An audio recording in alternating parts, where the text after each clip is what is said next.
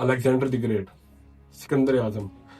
तारीख अजीम शख्सियत से भरी पड़ी है, लेकिन तारीख ने सिकंदर को दी ग्रेट का लक़ब दिया, यानी अजीम। सिकंदर आजम आज से 356 साल कबल मसीह मैकेडोनिया में बादशाह फिलिप के यहाँ पैदा होता है। ये एम्पायर उस वक्त की आम एम्पायर्स में से या छोटे एम्पायर में से एक थी। अलेक्जेंडर की खुशनसीबी ये है कि इसको उस वक्त के सबसे कमाल फिलोसफर, यानी जिसके आज के टाइम पे भी कमाल फिलोसफर कहा जाता है, अरस्तू की शागिर्दी मिली। अरस्तू ने ना सिर्फ इसको अजीम सियासतदान, ना सिर्फ जंगजू, बल्कि तूफान बना दिया। सिर्फ 20 साल की उम्र में सिकंदर आजम के वालिद को कत्ल कर दिया गया, बादशाह फिलिप को कत्ल कर दिया गया, जिसके बाद तख्त नशीन हुआ अलेक्जेंडर। अलेक्जेंडर ने तख्त नशीन होते यूनान में जो यूनानी एम्पायर डिवाइड हुई हुई थी मुख्तलिफ हिस्सों में, उसको मुतहिद किया चंद छोटी मोटी खाना जंगी से और अपनी बातचीत से, जहन से मुतहिद किया।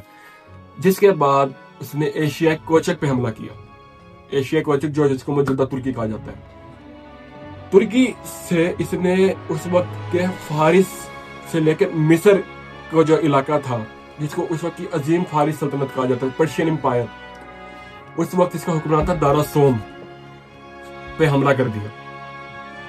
जिसको चंद दिनों में हैरान कुन बात है कि इतनी बड़ी सल्तनत पे हमला करके चंद दिनों में शानदार फतह हासिल की। जिसके बाद सिकंदर आजम रुका नहीं। सिकंदर आजम बढ़ता हुआ हिंदुस्तान की सरहदें पार कर आया, मुल्तान तक पहुंच आया, जहां पे इसकी टांग को तारीख में बड़े लफ्जों में लिखा कि तारीख में लिखा हुआ कि इसकी टांग पर तेल लगा जो इसकी मौत की वजह बना।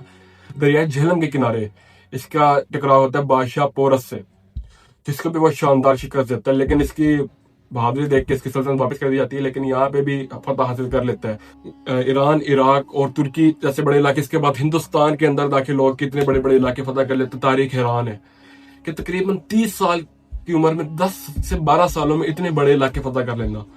इसके बाद काबुल के इलाके में सिकंदर आजम वफात पा जाता है और जिसकी जो सल्तनत होती है वो जर्नल में तकसीम कर दी जाती है। तारीख इस बात की गवाह है कि हमेशा बड़े जहन, बड़े लीडर्स ने दुनिया को हैरान किया और आज हिस्ट्री ने इसको द ग्रेट का लक़ब दिया।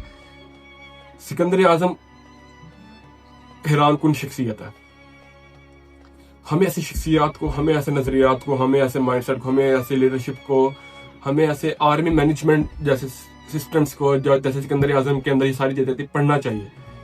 और सिकंदर आजम ने जितने बड़े इलाके फतह किए, जैसे कि लीडरशिप स्किल थी, छोटी सी आर्मी थी, इतनी कोई खास और बड़ी आर्मी नहीं थी।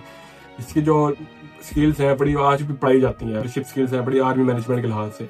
हमें ऐसे इन चीज़ों को स्टडी करना चाहिए और समझना चाहिए कि बड़े बड़े लीडर्स कैसे बनते हैं। हिस्ट्री हमेशा बड़े लोगों ने लिखी है।